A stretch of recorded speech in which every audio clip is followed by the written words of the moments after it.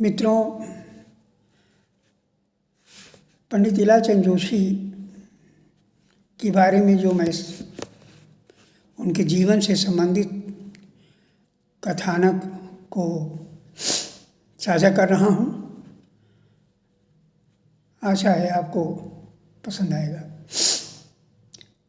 उन्होंने गेटे साहित्य का अध्ययन करते हुए इलाहाबाद में जो जीवन अपना बिताया, उस पर उन्होंने मुझसे कहा कि जिन दिनों मैं इलाहाबाद में मटर गश्ती करता हुआ पब्लिक लाइब्रेरी में गेटे संबंधित साहित्य का अध्ययन कर रहा था, उन्हीं दिनों मेरे मन में एक स्वभावगत अन्य विश्वविख्यात विदेशी साहित्यकारों के जीवन और साहित्य के अध्ययन की ओर मेरे मन में तीव्र रुचि उत्पन्न हुई। मैंने सोचा, जब इस पुस्तकालय में विश्व साहित्य संबंधी दुर्लभ पुस्तकों को प्राप्त करने की इतनी बड़ी सुविधा प्राप्त है, तो उससे लाभ न उठाने के बराबर भूल कोई दूसरा नहीं हो सकता। फलतः मैं ध्यानपूर्वक सोचने लगा कि गेटे के अतिरिक्त और कौन दूसरा विश्वविख्यात साहित्यकार है जिसका अध्ययन मेरे मन और रुचि की तत्कालीन परिस्थितियों में मेरे रुचि के अनुकूल हो सकती है।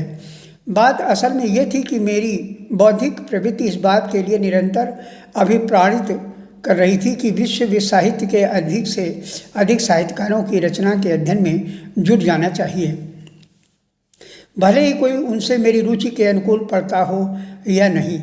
इसलिए उस समय सर्वप्रथम मेरा मन ऐसे साहित्यकारों की रचनाओं को प्राथमिकता देना चाहता था जो मेरी प्रवृत्ति के अनुकूल पड़ते थे।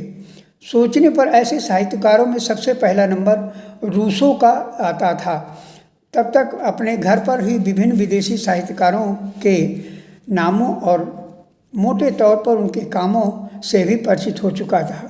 उदाहरण के लिए टॉल्स्टॉय के नाम से सन 1912 में ही परिचित हो चुका था, जब मेरी केवल 10 साल की उम्र थी। किसी बंगला मासिक संभवतः प्रवासी में टॉल्स्टॉय की जीवनी पढ़ी थी।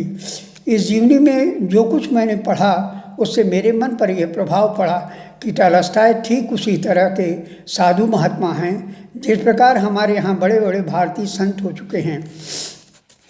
इसके बाद एक दिन संयोग से अपने भाई साहब डॉक्टर हेमचंद जोशी के अध्ययन कक्ष में उनकी अनुपस्थिति में एक चोर की तरह घुस गया। उस विशेष दिन संयोग से जो पुस्तक मेरे हाथ लगी, उसका नाम कवर पर पढ़ा कन्फेक्शंस ऑफ टॉल्स्टॉय था। कन्फेक्शन शब्द का जादू प्रारंभ से ही पूर्वजन्म किसी अनुभूति के जादू की तरह मेरे अंतर्मन को किसी रहस्यात्मक कारण से विचलित कर देता है और मेरे मन को तल से सतह तक मथने लगता है। मैं कांपते हाथों से इस पुस्तक को छिपाकर अपने कमरे में ले आया। उसके संबंध में भाई साहब से अनुमति लेने का साहस नहीं पड़ा। उस दिन से मैं दिन भर और रात में भी काफ़ी देर तक उस पुस्तक को बड़े ही प्रेम रुचि से पढ़ता रहा। अपने साथ अंग्रेजी का एक प्रसिद्ध कोश भी मैंने रख लिया था। बराबर कठिन शब्दों का अर्थ ठीक से समझे बिना आगे बढ़ना नहीं चाहता था। यद्यपि उन शब्दों के भावार्थ का आभास पुस्तक पढ़ते पढ़ते मेरी सहज बुद्धि समझ लेती थी। इसी प्रकार उसी पुस्तक की भूमिका में टॉल्स्टॉय की संक्षिप्त जीवनी भी दी हुई थी, जिसमें मैं इतना जान पाया कि बहुत अच्छे साहित्यकार भी थे। केवल कोरे संत या महात्मा नहीं, यहाँ जाने पर जब मुझे साहित्य संबंधी पुस्तकों की सुविधा प्राप्त हुई, तब सबसे पहला नाम मेरे मन में टॉल्स्टॉय क्यों उठा। रूसो का क्यों नहीं। अपने इस संस्कारी बुद्धि का विश्लेषण इस समय मैं नहीं कर पाऊँगा। मुझे तब ये मालूम था कि रूसो ने भी कन्फेक्शंस लिखे हैं, खुलकर जोरदार शब्दों का प्रयोग किया है। कुछ अन्य कारणों से रूसो पर ही झुका। रूसो के संबंध में मैंने पढ़ा तथा सुन रखा था कि वह टॉल्स्टॉय की तरह संत और महात्मा हैं। साथ ही टॉल्स्टॉय की तरह बहुत बड़ा साहित्यकार भी था।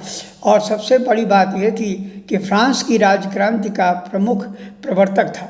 उसने जंगलों या तपोवन में भी अब काफ़ी समय तक एकांतवास किया, जैसा कि टॉल्स्टॉय चाहने पर भी न कर सका था। रूसो की जो पुस्तक सबसे पहले मेरे हाथ लगी वो संयोग से उसके एकांतवास से ही संबंधित थी, जिसका वर्णन उसने अपनी शक्तिशाली, प्रभावोत्पादक और आकर्षक शैली में विस्तार के साथ लिखा था। जब मैंने रूसो की एकांतवास संबंधी पुस्तक पढ़ना आरंभ किया, जिसका नाम एकांतवासी के भ्रमणों की दिनचर्या है, तब पढ़ते पढ़ते रूसो की बातों से उसके पिछले जीवन के नए नए संदर्भ मेरे आगे खुलने लगे। इसलिए स्वभावतः उन संदर्भों से संबंधित जीवन की जानकारी प्राप्त करने की उत्सुकता मेरे मन में उत्पन्न हुई। रूसो स्विट्जरलैंड के अंतर्गत जेनेवा के निवासी थे। आज अंतर्राष्ट्रीय राजनीति की हलचलों के संदर्भ में जेनेवा की प्रसिद्धि सर्वत्र फैली हुई थी और राजनीतिक विषयों का कोई साधारण पाठक भी शायद ही उसे अपरिचित हो। इस शहर की सबसे बड़ी विशेषता आज भी मैं मानता हूँ कि उसने रूसों जैसे एक महान प्रतिभाशाली दृष्टा और क्रांतिकारी साहित्यकार को जन्म दिया। फ्रांसीसी राजक्रांति के मुख्य प्रवर्तकों में रूसो के साथ वॉल्टेयर का नाम बराबर लिया जाता है।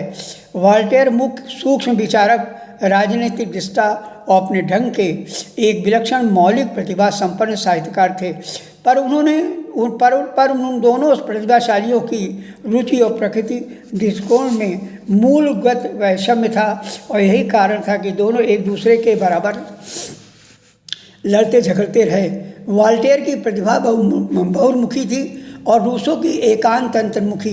गेटे ने अपनी आत्मकथा में इन दोनों क्रांतिकारियों के विचारों पर अपनी जो सम्मति दी है, उससे दोनों के दृश्य के अंतर का सम्यक विश्लेषण प्राप्त होता है। कुल मिलाकर गेटे की रुचि रूसो के विचारों के ही अधिक अनुकूल पड़ती है।